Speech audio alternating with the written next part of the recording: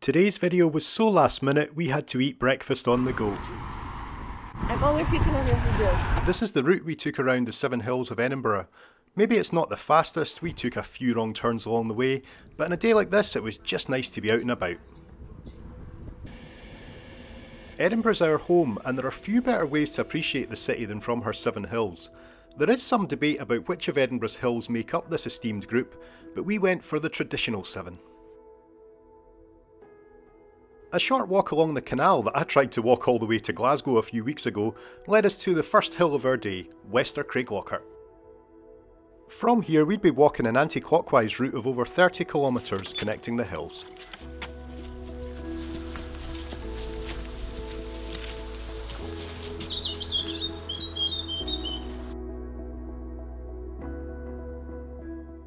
At the base of our first hill we passed my old university at Napier's Craiglockhart campus, and from there the muddy ascent began.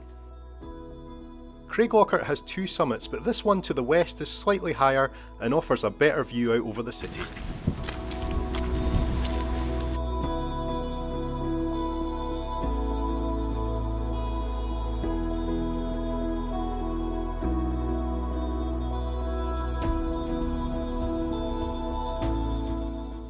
It looks a lot calmer here with the wind noise cut out, that's for sure, but it was still a stunning morning.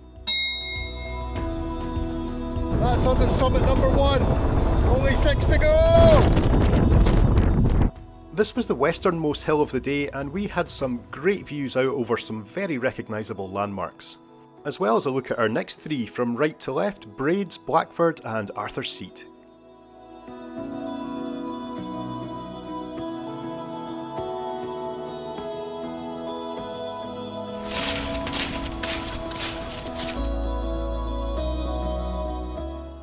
To get between the hills takes either a bit of planning or local knowledge. There isn't a designated route. I knew some lanes to cut through, but still managed to occasionally lose my bearings, which won't surprise those of you who know me well.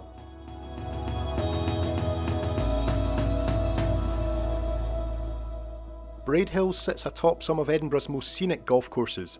The path here was cut up pretty bad after some recent bad weather. We're just on the second hill. I don't know about you, but I'm knackered.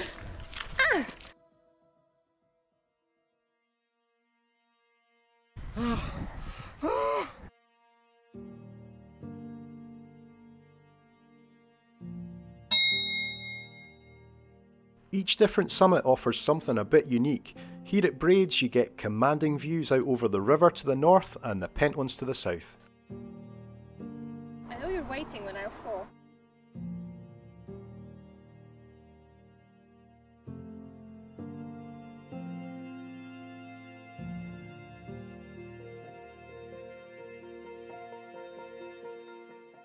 After carefully navigating our way across the first fairway at Braid Hills number 1, we dropped down through the Hermitage, which would lead us up to our 3rd summit of the day at Blackford.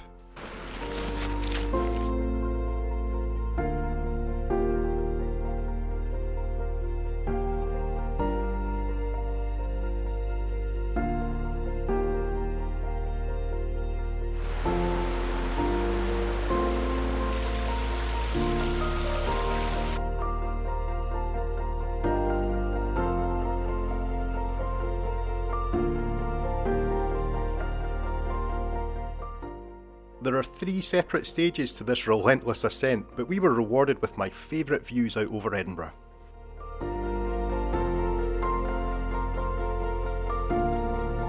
Glad that's over.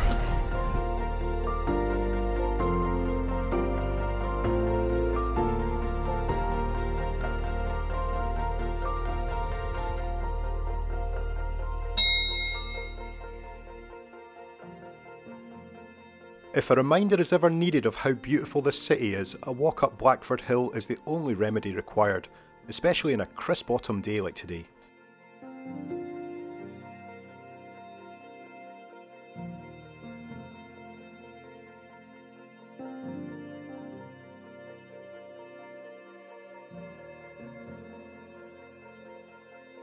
We're now heading over to Arthur's Seat, the biggest of them all, and we've only had 1 fall so far.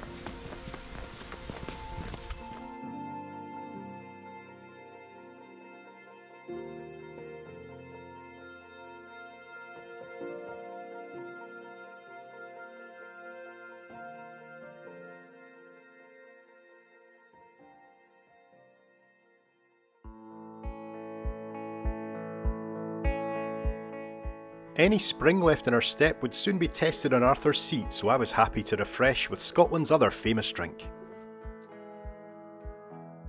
Arthur's Seat sits high above Holyrood Park, which is basically the Queen's backyard. You can see this by the crowns, and typically in Scotland, traffic cones adorning the lampposts as we enter.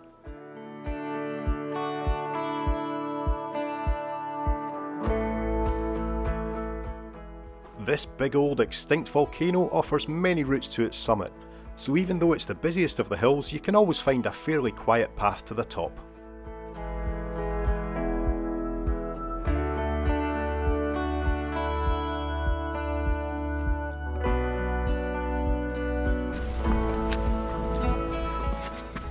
If your breath hasn't already been taken away by the ascent, it soon will be by the views as the city opens up beneath you.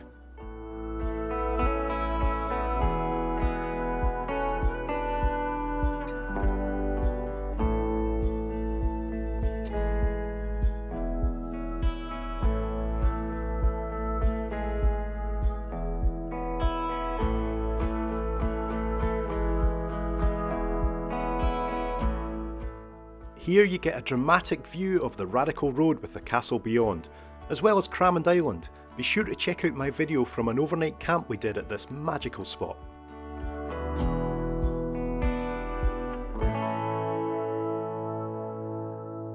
Take the high road and I'll take the low.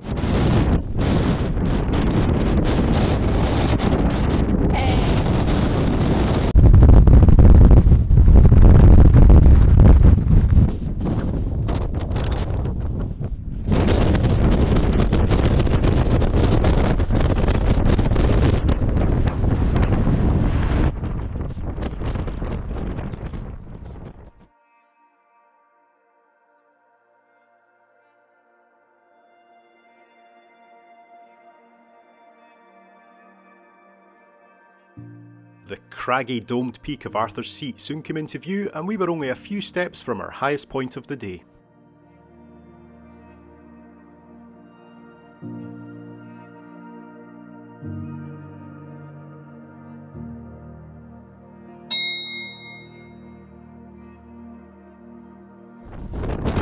Number 4.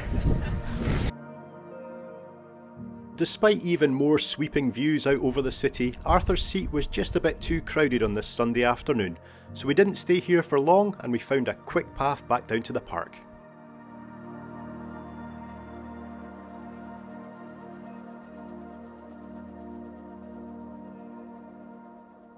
During our descent we were looking down on the palace of Holyroodhouse and hill number 5 patiently awaiting our arrival.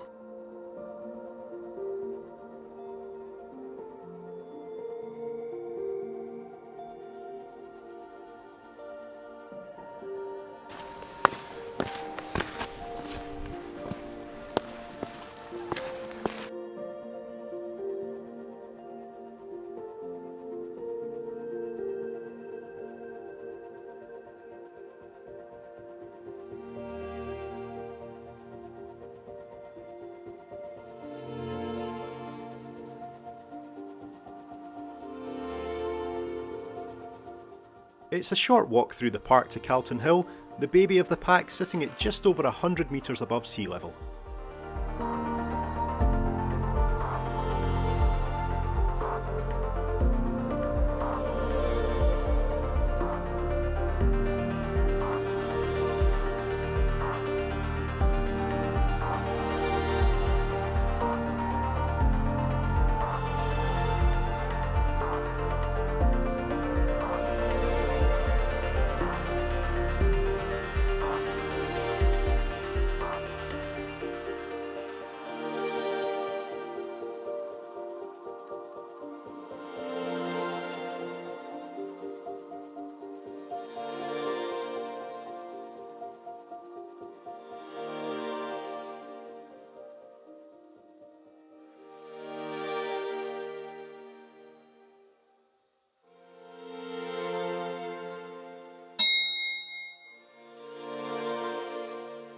Despite its diminutive size, Calton Hill is packed full of buildings and monuments, as well as some of the best views out over the nearby city centre.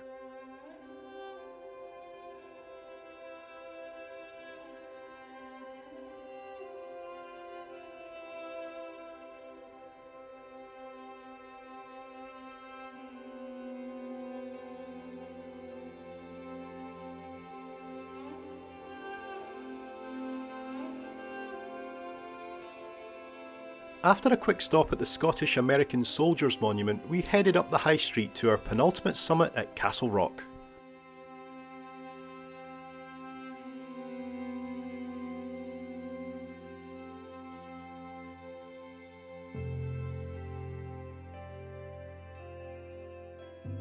The High Street, also known as the Royal Mile, connects the palace with the castle high above the city.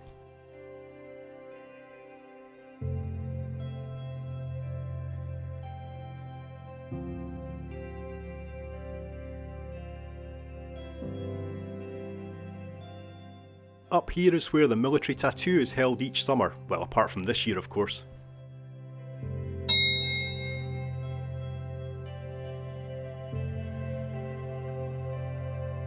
Made it to number 6, the castle. We've just got to get over to Corstorphine Hill now, via McDonald's.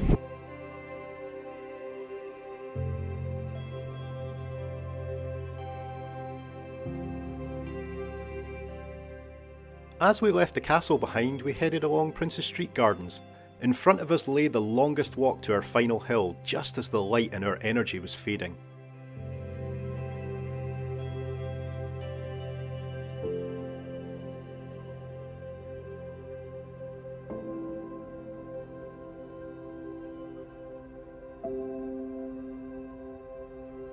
I want to record it, but we are lost. And you don't know the way. Corstorphine Hill, walk, 1 hour 20 minutes. We'll just ignore that bit.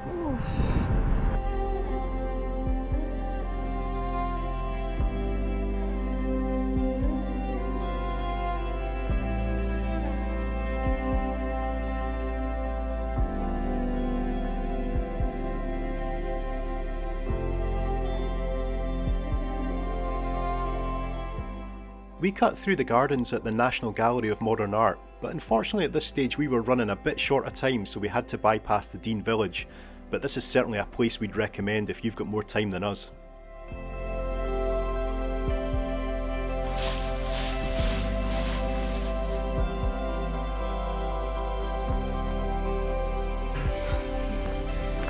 It's getting dark, this is the last push. Push, push.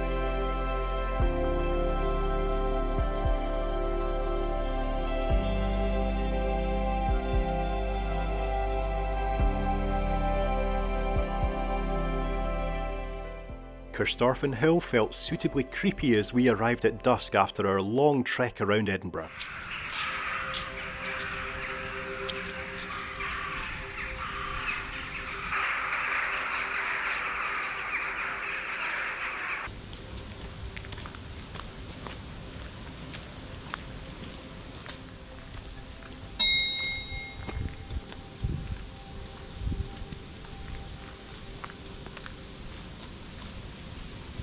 There we go, number 7, we've done it, we've made it to the tower at Corstorphine Hill.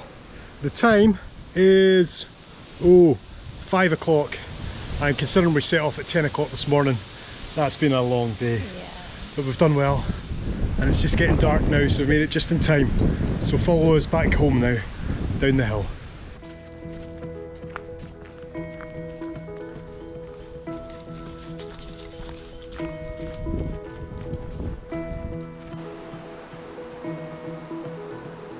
Thanks so much for watching my video today, I really appreciate it. Don't forget to subscribe if you haven't done so already, and I'll see you soon.